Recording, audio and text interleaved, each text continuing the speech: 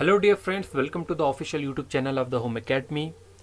History of India हम continue करेंगे। आपके अपकमिंग एग्जामिनेशन जैसे कि सुपरवाइजर का एग्जामिनेशन है, पटवारी का एग्जामिनेशन है, जेके पुलिस के एग्जामिनेशन और फॉरेस्टर के एग्जामिनेशन है, या जिसमें भी जेके एसएसबी के एग्जामिनेशन में हिस्ट्री मेंशन की गई होगी। आज हम पढ़ने वाले हैं गवर्नर जनरल ऑफ इंडिया। इससे पहला जो वीडियो था आप जरूर देखेंगे, जिसमें हमने गवर्नर जनरल ऑफ बंगाल को डिस्कस किया था। चार्टर एक्ट जो है 1833 में जो है पास होता है, और उस चार्टर एक्ट के तहत जो है गवर्नर जनरल ऑफ बंगाल को कन्वर्ट कर दिया जाता है किसमें, गवर्नर जनरल ऑफ इंडिया से। और इस तरीके से पहले गवर्नर जनरल इंडिया के बनते हैं लॉर्ड विलियम बेंटिक।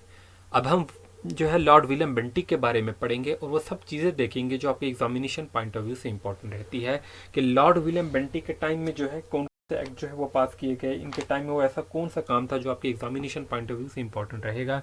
चलिए स्टार्ट करते हैं। तो पहला पॉइंट जो है होगा कि लॉर्ड विलियम बेंटिक जो है इन्हें कहा जाता है father of the modern and western education in India. तो याद रखेंगे किसे कहा जाता है father of the modern and western education in India, तो नाम आपका क्या होगा, लॉर्ड विलियम बेंटिक होगा। इनका टाइम पीरियड जो है वो 1828 से जो है वो 35 तक रहा। तकरीबन 7 साल जो है Lord William Bentinck governor general of India रहते हैं। इन्हीं के टाइम में जो है एबॉलिशन ऑफ सती जो है हुआ 1829 में, जो कि एक सोशल रिफॉर्म्स मान सकते हैं आप, कि सती जो प्रैक्टिस की जाती थी तो वो जो उसका जो है एबॉलिशन किया गया 1829 में। सप्रेशन ऑफ ठग्स जो है वो 1830 में जो है हुआ, जो सुप्रेस कर किया जा, जो ठग्स होते थे जो कि लूटते थे लोगों को, उन्हें उनको जो है सुप्रेस करने की जो है बिल्कुल कोशिश की गई, उनके खिलाफ एक्शन लिए गए। फिर जो है इसी टाइम में जो चार्टर एक्ट जो है टाइम में जो 1833 में जो है पास होता है, जिनके तहत जो है गवर्नर जनरल ऑफ बंगाल को कन्वर्ट कर दिया जाता है किस पोस्ट में, गवर्नर जनरल ऑफ इंडिया। और इस तहत से जो है इस एक्ट के तहत से जो है लॉर्ड विलियम बेंटिक पहले गवर्नर जनरल इंडिया के बनते हैं। तो इंपॉर्टेंट पॉइंट रहेगा आपका। फिर जो है पहला मेडिकल कॉलेज है यहाँ पर ओपन किया गया कलकत्ते में 1835 में, और जो है सेंट्रल चार्चर जो है सो 1831 में, और कुर्ग को जो है 1834 में जो एनेक्स कर दिया गया। अब हम सेकंड जो है गवर्नर जनरल ऑफ इंडिया के बारे में पढ़ेंगे, जिनका नाम है सर चार्ल्स मेटकैल्फी। इन्होंने जो है फेमस प्रेस लॉ जो है वो पास किया, जिसकी वजह से जो है इन्होंने जो है प्रेस को लिबरेट कर दिया। इनका टाइम पीरियड जो है काफ़ी कम तक रहा, एक ही साल रही 1835 से 36 तक। इनको जो है लिबरेटर ऑफ द प्रेस भी कहा जाता है। फ्रेंड्स आगे चलते हैं, अगले हमारे पास आते हैं लॉर्ड ऑकलैंड। लॉर्ड ऑकलैंड में जो है 2 ही इंसिडेंट है जो आपको याद रखने होंगे। पहला कि अफगान वार जो है इनके टाइम में होती है 1836 में, और 42 में जो है ख़त्म होती है। 42 में जो है दूसरे गवर्नर जनरल आ चुके थे जिनके टाइम में जो है ये ख़त्म हुई, और रंजीत सिंह जो है उनकी डेथ होती है इन्हीं के टाइम में 1839 में। फिर हम जो है लॉर्ड एलन बॉर्ग के बारे में जानेंगे। तो पहले तो इन्होंने अफगान वार को जो एंड किया, जो कि लॉर्ड ऑकलैंड के टाइम में स्टार्ट हुई थी, तो एलन बॉर्ग के टाइम में जो है वो एंड हुई। एबॉलिश की इन्होंने स्लेवरी, सिंध जो था उसको एनेक्स कर दिया गया by Charles Napier. Charles Napier के जरिए सिंध को एनेक्स किया गया। इन्हें जो है वो अपॉइंट किया गया first governor of the Sindh भी। चलिए आगे चलते हैं, लॉर्ड हर्डिंगे के बारे में पढ़ते हैं।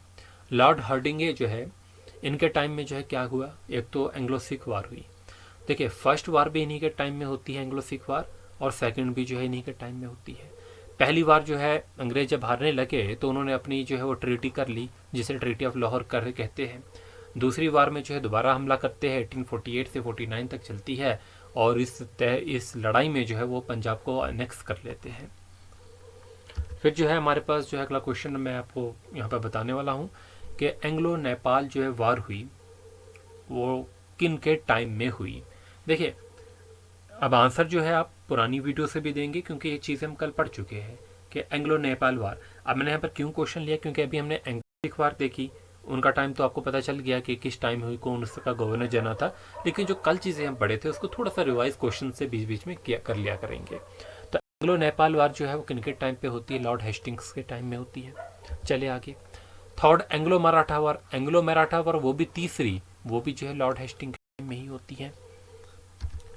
चलिए अगला क्वेश्चन हमारे पास है, who was the governor general of British India when sati प्रथा बिकम इलीगल। तो अभी हम पढ़े कि सती प्रथा जो है वो इलीगल होती है, इलीगल हुई किन के टाइम में। तो अभी इसका आंसर जो है आप नीचे कमेंट में देंगे, क्योंकि अभी हम इस चीज़ को जो है पढ़े हैं। फ्रेंड्स चलते हैं अगला क्वेश्चन हमारे पास, लॉर्ड डलहौसी से रिलेटेड है। तो लॉर्ड डलहौसी जो है वो लास्ट रहेंगे यहाँ के आपके गवर्नर जनरल। तो इन्होंने जो है इनके टाइम में बहुत जो है डेवलपमेंट हुई लॉर्ड डलहौसी के टाइम में। तो बट वो कौन कौन से जो है काम है जो यहाँ पर याद रखने हैं। देखिए सिर्फ 4 साल के लिए रहते हैं लॉर्ड डलहौसी। उनके टाइम में जो है काफ़ी जो है वो डेवलपमेंट होती है। इसमें 4 साल के लिए नहीं, ये देखना पड़ेगा, शायद मेरे से गलती हो गई 1844 से। इसको मैं जो है कन्फर्म करके बताऊंगा आपको। फिलहाल जो है आप याद रखेंगे इनके टाइम में जो है वो क्या क्या होता है। एक तो एबॉलिशन ऑफ द टाइटल्स होते हैं और पेंशंस, टाइटल्स और पेंशंस को जो है वो ख़त्म कर दिया गया। अब टाइटल्स किस टाइप के जो है वो टाइटल्स थे, जैसे कि ज़मींदार है, ये जो टाइटल्स थे। उसके अलावा जो है वो महाराजा वाले टाइटल्स, ये सारी जो टाइटल्स हैं इनको जो आहिस्ता आहिस्ता ख़त्म करने जो है वो लग गए। तो यहाँ पर याद रखेंगे आप, लॉर्ड डलहौसी के टाइम में जो है वो टाइटल्स को जो है वो ख़त्म कर दिया गया। तो जो है ये पूछा जाता है कि किन के टाइम में जो है वो ख़त्म कर लिए गए।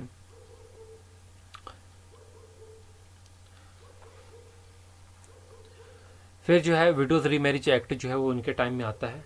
इंट्रोड्यूस किया इन्होंने डॉक्ट्रिन ऑफ द लैप्स भी, और वुड्स जो है वो एजुकेशनल डिस्पैच भी जो है इन्हीं के टाइम में जो है वो आए।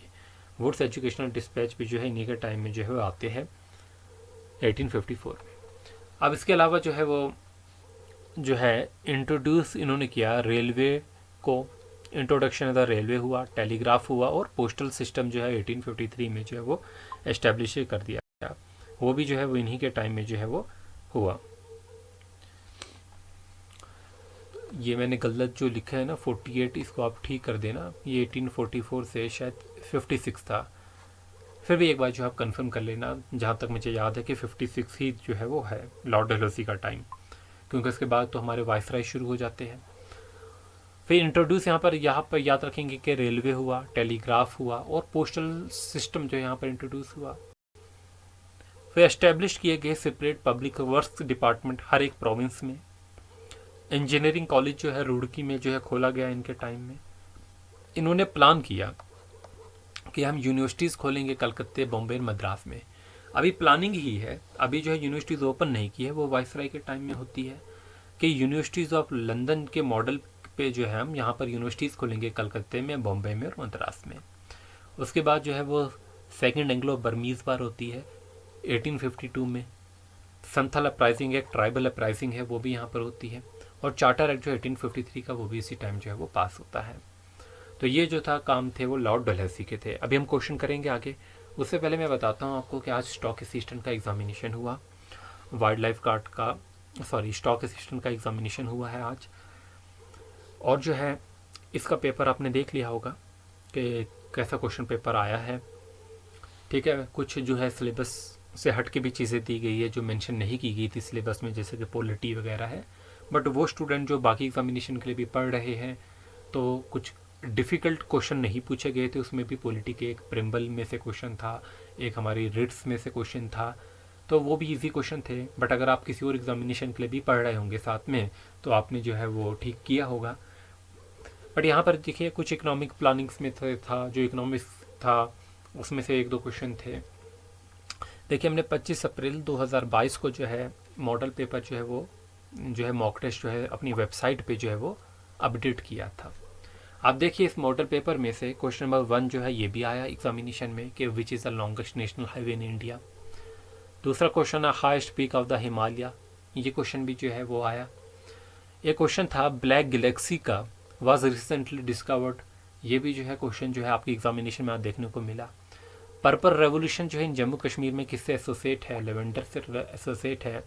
तो इसके जो है वो हमने इन्फोग्राफिक्स भी जो है अपने फेसबुक और इंस्टाग्राम पे भी शेयर की थी, और क्वेश्चन भी जो है आया, और होपफुली सभी ने ठीक भी किया होगा। ये कुछ उतने टफ क्वेश्चन तो नहीं थे। फिर अगला आप देखेंगे लेवेंडर फेस्टिवल, ये वाला तो नहीं आया था। Largest fresh water lake in Jammu Kashmir, ये भी शायद क्वेश्चन पूछा गया था। ओडी डैम से क्वेश्चन आया था कि किस रिवर पे है, ये क्वेश्चन भी जो है आज के एग्जामिनेशन में आया। तो ruler Jammu Kashmir who sign the instrument of accession, ये क्वेश्चन भी जो आपके एग्जामिनेशन में मिला। अमृतसर ट्रीटी वाला नहीं आया था, इससे अगला क्वेश्चन जो था वो भी मिला। ये आपके एग्जामिनेशन में क्वेश्चन जो है आ गए। देखिए एक ही मॉक टेस्ट है, इसमें 10 से 12 क्वेश्चन है और उसमें से जो है आपके 9 क्वेश्चन जो है डायरेक्ट आ रहे हैं पेपर में। तो ये पेपर आप देख सकते हैं, जैसे कि हाईएस्ट पीक वाला क्वेश्चन था हिमालय का, ये भी क्वेश्चन आ गया इसमें। अब देखिए बाकी भी क्वेश्चन कोई डिफिकल्ट नहीं है, जैसे कि ये क्वेश्चन हमारा पास है कि ये रिट से क्वेश्चन था, ये हम असिस्टेंट कंपाइलर के सिलेबस में पॉलिटी थी तब मैंने पढ़ाई थी ये 5 रिट्स, तो इससे क्वेश्चन आया था। इनडायरेक्ट टैक्स डायरेक्ट टैक्स है, हर कोई पढ़ाता ही है, जिस अगर इस सिलेबस में मेंशन किया होता तो ज़रूर पढ़ाया होता। ठीक है, अब शिवरात्रि को क्या कहते हैं फेस्टिवल में, पता ही आपको, हेरत कहते हैं, ये कुछ डिफ़िकल्ट नहीं था। पश्मीना शाल वाला क्वेश्चन है, ये गोड से है, तो ये जो है बहुत बार जो है मैंने पढ़ाया हुआ है पहले, और जो है इस पे जो है एक इन्फोग्राफिक्स भी है, वेबसाइट पे आर्टिकल्स भी लिखे हुए हैं। ठीक है, ऑपरेशन शीशा करंट अफेयर में जो है दिया हुआ था मैम ने, आप जाएंगे रेगुलर हर दिन के जो करंट अफेयर अपडेट होते हैं, आज जाएंगे वेबसाइट पे 4 जनवरी तक के सारे करंट अफेयर अपलोड हुए हैं, उसके आगे के भी कलेक्ट कर रहे हैं तो वो भी अपलोड कर लिए जाएंगे। फिर देखिए ये प्रिम्बल का क्वेश्चन था कि किस में जो है the following date is mentioned in the preamble of Indian constitution. फिर ये क्वेश्चन मैं आपको बोल रहा था जो ब्लैक गैलेक्सी का था, यहाँ पर था ब्लैक गैलेक्सी और इनविजिबल गैलेक्सी कहाँ पर रिसेंटली डिस्कवर की गई, तो ये इटली आंसर होगा आपका। तो ये भी देखिए क्वेश्चन हमने रखा हुआ था उसमें। फिर आपका मॉटलैंड सन टेम्पल हर कोई जानता ही है कि कहाँ पर है। हु बिल्ट शालीमार बाग, ये देखिए ये सिंपल क्वेश्चन है, इनको नहीं, ठीक है, ये कुछ उतने टफ नहीं। ये जो पर्पल रेवोल्यूशन था जम्मू कश्मीर में किससे एसोसिएट है, लेवेंडर से है, और लेवेंडर फेस्टिवल कहाँ पर मनाया जाता है ये भी मैंने आपको बता दिया था। चलिए फिर लॉन्गेस्ट नेशनल हाईवे देखिए, सीधा क्वेश्चन रिपीट हुआ है। अच्छा ये सेंसस की वीडियोस में अगर आपने पढ़ा होगा हमसे सेंसस, तो आपके सिलेबस में तो था नहीं सेंसस, लेकिन जो है दूसरे बच्चे जो उन्होंने पढ़ा हुआ है सेंसस, उसमें हमने पॉपुलेशन एक्सप्लोजन की बात की थी कि कौन सा वो डिकेड था जिसमें पॉपुलेशन बढ़ी थी। तो ये क्वेश्चन अगर पूछेंगे ना कि कहाँ से आया है, ये बेसिकली सेंसस का क्वेश्चन था, सेंसस ऑफ इंडिया का क्वेश्चन था। ठीक है, तो पॉपुलेशन कब बढ़ी, किस डिकेड में बढ़ी है, ये क्वेश्चन था। फिर यहाँ पर देखिए गोल्डन रेवोल्यूशन है, ये क्रॉप्स में से क्वेश्चन है 1-2।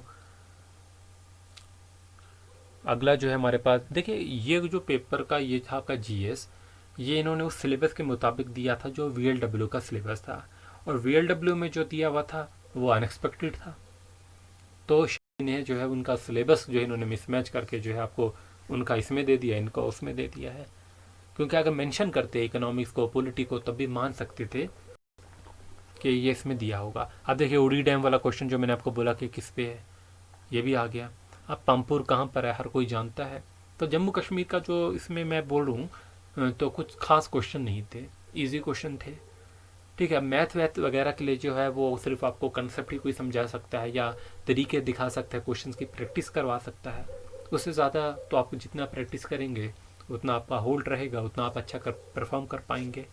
बाकी अगर कहेंगे पेपर, ये अभी क्वेश्चन जो मैं आपको बोला था कि इंस्ट्रूमेंट ऑफ वैक्सेशन, देखिए ये क्वेश्चन भी जो है मॉक टेस्ट से आया हुआ था। अब देखिए इकोनॉमिक सोशल प्लानिंग ये किस में आती है, तो ये भी इकोनॉमिक्स का क्वेश्चन था। चलिए ये तो फिलहाल जो दिखाने का मकसद था वो यही था कि जो बच्चे रेगुलरली जो है वो प्रैक्टिस करते हैं हमारी वेबसाइट से तो ज़रूर जो है वो बेनिफिट होगा। मुझे तो कुछ ऐसा ही लगा था कि कॉपी वहीं से किए हुए क्वेश्चन है, बड़ा इतने ज़्यादा क्वेश्चन जो है वो मैच हो रहे थे। इसका लिंक जो है मैं इसका जो है वो नीचे दे दूंगा, आप जो है चेक कर सकते हैं। 25/2022 की जो है पोस्ट थी, एक्चुअली में मॉक टेस्ट स्टॉक असिस्टेंट ही करके जो है पोस्ट डाली हुई थी, तो उसका जो है बेनिफिट हो सकता है। चलिए अब आगे क्वेश्चन हम करते हैं। Under whose governor generalship the railway were introduced in India. तो अभी हम पढ़े कि रेलवे जो है वो लॉर्ड डलहौसी के टाइम में आई। Who laid down the foundation of modern postal systems. Modern postal systems के जो है वो जो है उसकी फाउंडेशन किसने रखी है, लॉर्ड डलहौसी की जो है उन्होंने रखी है। By which of the following act did the governor general of Bengal become the governor general of India. तो बताइए वो कौन सा एक्ट था जिससे गवर्नर जनरल ऑफ बंगाल जो है गवर्नर जनरल ऑफ इंडिया में जो है वो कन्वर्ट हो गए। तो वो चार्टर एक्ट था, और एक कौन सा था 1833 में था। देखिए वेबसाइट पे आप जाके जो है विजिट करेंगे, करंट अफेयर डेली पढ़ सकते हैं आप यहाँ से, जॉब की नोटिफिकेशन आपको यहाँ पर मिलती है, पुराने MCQs वगैरह ये सारी चीज़ें मिलती है, मॉक टेस्ट प्रैक्टिस मिलते हैं आपको, कोई भी किसी किस्म का हम कोर्स नहीं बेच रहे, इसमें बेनिफिट लेना चाहते हैं तो ले सकते हैं। ठीक है, तो आपकी मर्ज़ी है, बाकी जाके प्रैक्टिस करना चाहते हैं तो कर सकते हैं। अब हमने वाइसराइज पढ़ने हैं, चलिए वो अगली वीडियोस में हम पढ़ेंगे viceroys. Thanks for watching, wish you good luck.